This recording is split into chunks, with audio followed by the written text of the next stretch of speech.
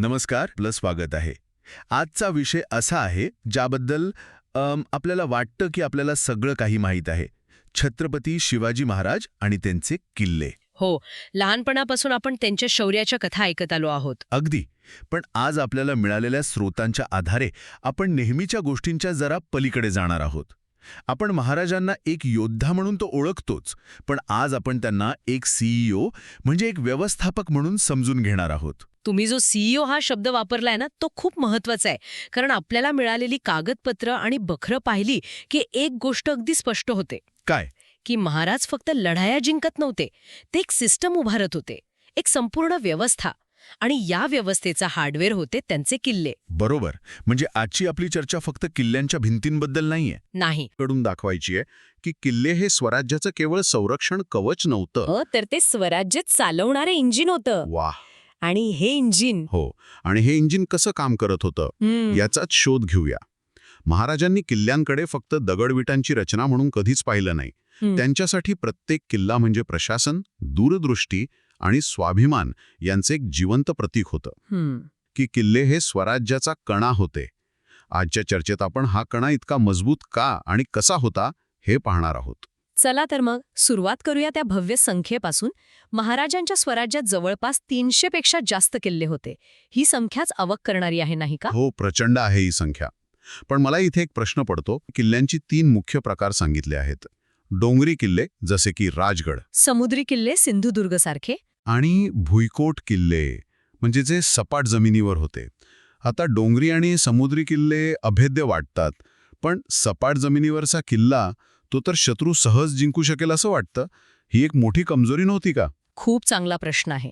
आणि इथेच महाराजांची रणनीती सामान्य विचारांच्या पलीकडची दिसते. ते प्रत्येक किल्ल्याकडे एक स्वतंत्र किल्ला म्हणून पाहतच नव्हते. अच्छा, मग कसं? त्यांच्यासाठी हे 300 किल्ले म्हणजे एक नेटवर्क होतं, एक साखळी होती. भुईकोट किल्ला जरी सपाट जमिनीवर असला तरी तो आजूबाजूच्या प्रदेशावर, व्यापारी मार्गांवर नियंत्रण ठेवण्यासाठी अत्यंत महत्वाचा होता. आणि त्याला धोका निर्माण झालाच तर जवळच्या डोंगरी किल्ल्यावरून रसद आणि मदत तात्काळ पोचू शकत होती. अच्छा, म्हणजे एक किल्ला धोक्यात आला तर दुसरा त्याच्या मदतीला तयार असायचा.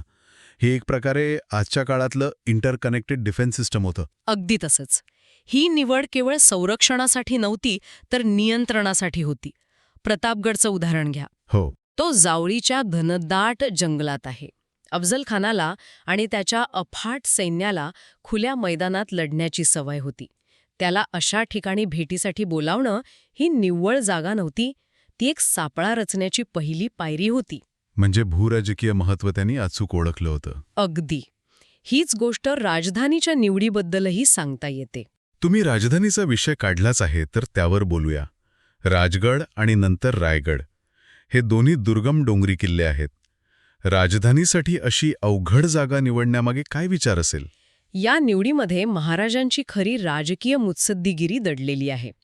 राजधानी उंच डोंगरावर नेणं म्हणजे फक्त सुरक्षितता मिळवणं नाही. मग ते एक सायकोलॉजिकल स्टेटमेंट होतं, एक प्रकारचा संदेश होता. ते दिल्लीच्या मुघल बादशहाला आणि विजापूरच्या आदिलशहाला सांगत होते की तुमची सत्ता सपाट जमिनीवर आहे, माझी सत्ता सह्याद्रीच्या शिखरावर आहे. मी तुमच्यापेक्षा वेगळा आणि स्वायत्त आहे. वाह. म्हणजे प्रत्येक किल्ला, त्याची जागा, ह्यामागे एक मोठा विचार होता, एक ग्रँड प्लॅन होता. आणि ह्याच प्लॅनचा एक महत्त्वाचा भाग म्हणजे त्यांची जगप्रसिद्ध युद्धनीती. गनिमी कावा. हो, गनिमी कावा. या युद्धनीतीमध्ये किल्ल्यांची भूमिका खूप मोठी होती. मोठी नाही, किल्ल्यांशिवाय गनिमी काव्याची आपण कल्पनाच करू शकत नाही. विचार करा, गनिमी कावा म्हणजे काय? अचानक हल्ला करायचा आणि परत यायचं. बरोबर. कमीत कमी सैन्यबळ वापरून शत्रूवर अचानक हल्ला करायचा, त्याचं जास्तीत जास्त नुकसान करायचं आणि विजेच्या वेगाने नाहीसं होऊन जायचं. पण नाहीसं होऊन जायचं कुठे? आपल्या जवळच्या सुरक्षित किल्ल्यात. अगदी. आणि सिंहगडाचं उदाहरण तर याचंच उत्तम प्रतीक आहे की नाही? तानाजी मालुसऱ्यांचा पराक्रम आपण सगळेच जाणतो, पण तो किल्ला जिंकणं इतकं महत्त्वाचं का होतं? कारण सिंहगड हा पुण्यावर थेट नजर ठेवणारा किल्ला होता. तो शत्रूच्या हातात असणं म्हणजे तुमच्या घराच्या गच्चीवर शत्रूची तोफ बसवण्यासारखं होतं. बापरे. तो जिंकून महाराजांनी केवळ एक किल्ला नाही तर पुण्याचं संरक्षण आणि मुघलांवर एक मोठा मानसिक विजय मिळवला. किल्ले हे सैनिकांसाठी फक्त आश्रयस्थान नव्हते, ते त्यांचे रिचार्जिंग पॉइंट्स होते.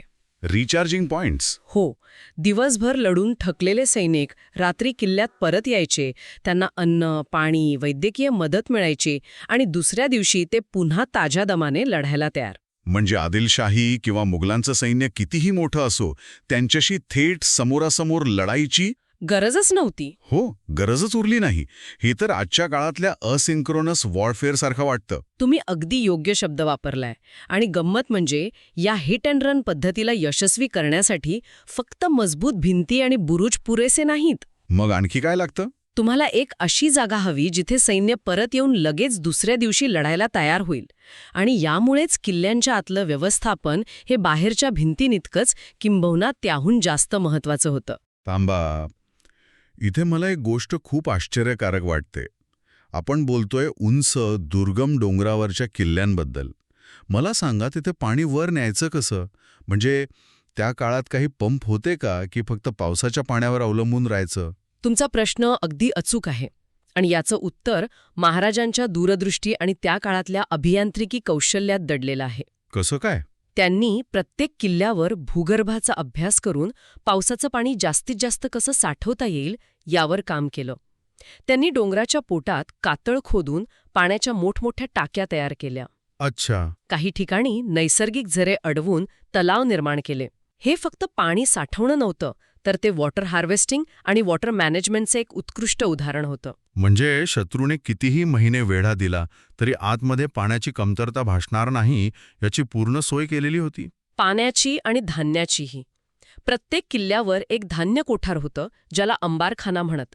त्यात अनेक महिने पुरेल इतकं धान्य साठवलेलं असे. आणि हे सगळं सांभाळायला माणसं? त्यासाठी एक चोख प्रशासकीय यंत्रणा होती. प्रत्येक किल्ल्यावर किल्लेदार, जो किल्ल्याचा मुख्य अधिकारी.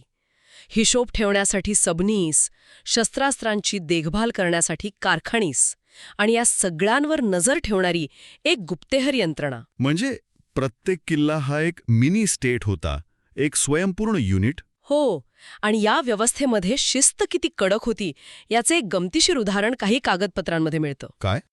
किल्ल्यावरचा किल्लेदार स्वतः महाराजांच्या लेखी परवानगीशिवाय किल्ला सोडून खाली गावात नातेवाईकांच्या लग्नालाही जाऊ शकत नव्हता. काय सांगताय? हो, विचार करा, आजच्या वर्क फ्रॉम होमच्या काळात हे किती टोकाचं वाटतं.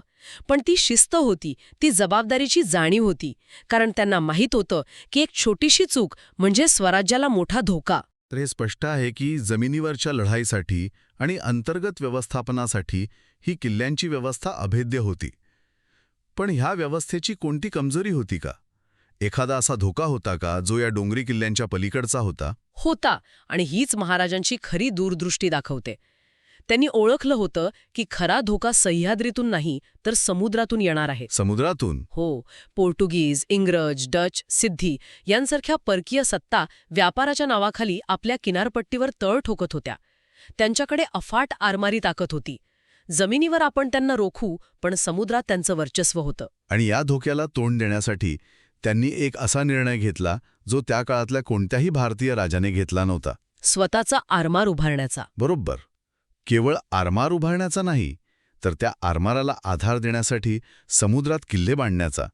आणि याच विचारातून जन्माला आला सिंधुदुर्ग. सिंधुदुर्ग समुद्राच्या मध्यभागी बांधलेला एक अभेद्य किल्ला. हो, समुद्राच्या मध्यभागी कुर्टे नावाच्या एका बेटावर हजारो हातांनी दगड वाहून नेऊन एक किल्ला उभा करणं, ही कल्पनाच किती धाडसी आहे. अविश्वसनीय आहे हे. या किल्ल्याच्या बांधकामात त्यांनी जे तंत्रज्ञान वापरलं ते आजही आश्चर्यचकित करणारं आहे. पायासाठी त्यांनी 5 खंडी शिसे ओतले होते, जेणेकरून समुद्राच्या लाटांचा आणि खारेपणाचा तडाखा भिंतींना बसणार नाही. म्हणजे सिंधुदुर्ग हा फक्त एक किल्ला नव्हता, तो परकीय सत्तांना दिलेला एक थेट इशारा होता की आता समुद्रावरही आमचंच राज्य आहे. नक्कीच, ही महाराजांची ब्लू ओशन स्ट्रॅटेजी होती. त्यांनी किनारपट्टीवर आपली सार्वभौम सत्ता प्रस्थापित केली, जकात, व्यापार यावर नियंत्रण मिळवलं. हा स्वराज्याचा विस्तार जमिनीवरून समुद्रापर्यंत नेण्याचा एक यशस्वी आणि धाडसी प्रयत्न होता. त्यांनी ओळखलं होतं की भविष्य समुद्रावर अवलंबून आहे. अगदी. आपण आतापर्यंत किल्ल्यांची रचना, त्यांची युद्धातली भूमिका, त्यांचं व्यवस्थापन आणि समुद्रातलं महत्त्व पाहिलं. पण या सगळ्यांमध्ये एका किल्ल्याचं स्थान अद्वितीय आहे, तो म्हणजे हो, रायगड. तो केवळ एक किल्ला किंवा राजधानी नव्हता. नाही. रायगड हे त्या संपूर्ण व्यवस्थेचं, त्या सिस्टमचं हृदय होतं. ते स्वराज्याचं हेडक्वार्टर्स होतं. इथेच 1674 साली महाराजांचा राज्याभिषेक झाला. रायगड फक्त किल्ला नव्हता, तर ती स्वराज्याची अधिकृत राजधानी आणि सत्तेचं सर्वोच्च प्रतीक होतं. हो, तिथे फक्त सैन्य राहत नव्हतं. तिथे एक संपूर्ण राजधानी वसली होती. तिथे दरबार होता, जिथे राज्यकारभार चालायचा, मंत्र्यांची घरं होती, अधिकाऱ्यांची कार्यालयं होती. आणि सर्वात महत्त्वाचं म्हणजे एक मोठी बाजारपेठ होती. अगदी एका उंच डोंगरावर बाजारपेठ असणं हे त्या जागेच्या आर्थिक आणि राजकीय महत्त्वाचं प्रतीक आहे. आणि राज्याभिषेकासाठी रायगडाची निवड करणं यामागेही तोच विचार होता का जो तुम्ही मगाशी सांगितलात, एक राजकीय घोषणा? हो, राज्याभिषेक सोहळा ही केवळ एक घटना नव्हती. ती एका नवीन, स्वतंत्र आणि सार्वभौम सत्तेची जगाला दिलेली ग्वाही होती.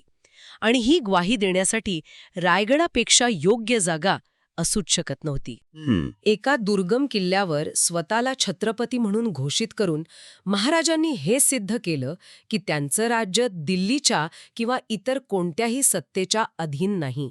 रायगड हा केवळ दगडविटांचा किल्ला नाही. तो एका महान विचाराचं, एका महान स्वप्नाचं मूर्तिमंत रूप आहे. बरोबर. तर या सगळ्या चर्चेतून आपण पुन्हा त्याच मूळ मुद्द्यावर येतो. महाराजांचं एक अतिशय महत्त्वाचं वाक्य सापडतं, किल्ले जिंकले म्हणजे राज्य जिंकलं. मला वाटतं या एका वाक्यात आपल्या संपूर्ण चर्चेचं सार दडलेलं आहे. या एका वाक्यात त्यांचं किल्ल्यांप्रती असलेलं संपूर्ण धोरण आणि भावना व्यक्त होते. त्यांना हे पक्क माहीत होतं की लढाईत एखादा प्रदेश हातातून गेला तरी तो परत मिळवता येईल, सैन्य पुन्हा उभं करता येईल. पण जर किल्ले हातातून गेले तर स्वराज्य टिकणार नाही. कारण किल्ले हेच स्वराज्याचे आधारस्तंभ होते. तेच ते सिस्टम चालवणारं हार्डवेअर होतं. आजच्या या सखोल चर्चेतून एक गोष्ट अगदी स्पष्ट होते की छत्रपती शिवाजी महाराज आणि किल्ले हे समीकरण अतूट आहे. महाराजांना एक सिस्टम बिल्डर म्हणून पाहिलं की किल्ल्यांचं खरं महत्त्व लक्षात येतं. ते केवळ संरक्षणाची साधनं नव्हती. नाही, तर ते प्रशासन, अर्थव्यवस्था, दूरदृष्टी आणि स्वाभिमान या सगळ्या गोष्टींना एकत्र बांधणारी एक मजबूत साखळी होती. आणि आज शेकडो वर्षांनंतरही सह्याद्रीच्या कडेकपारीत उभे असलेले हे किल्ले आपल्याला एक महत्त्वाची गोष्ट शिकवतात. कोणती? की जर तुमचा पाया मजबूत असेल, तुमची व्यवस्था आणि नियोजन अचूक असेल, तर कोणतंही मोठं स्वप्न सत्यात उतरू शकतं. चर्चा संपवण्यापूर्वी एक विचार मनात येतो. आपण आजच्या काळात आपल्या वैयक्तिक किंवा व्यावसायिक आयुष्यात अनेक ध्येय ठेवतो. एक प्रकारचं स्वराज्य स्थापन करण्याचा प्रयत्न करतो. मग प्रश्न हा आहे की या प्रवासात आपले किल्ले कोणते आहेत? अशा कोणत्या गोष्टी, कोणत्या सवयी, कोणती मूल्ये आहेत ज्यांना आपण इतकं मजबूत करायला हवं की कोणत्याही संकटात त्या आपल्या स्वराज्याचं संरक्षण करतील?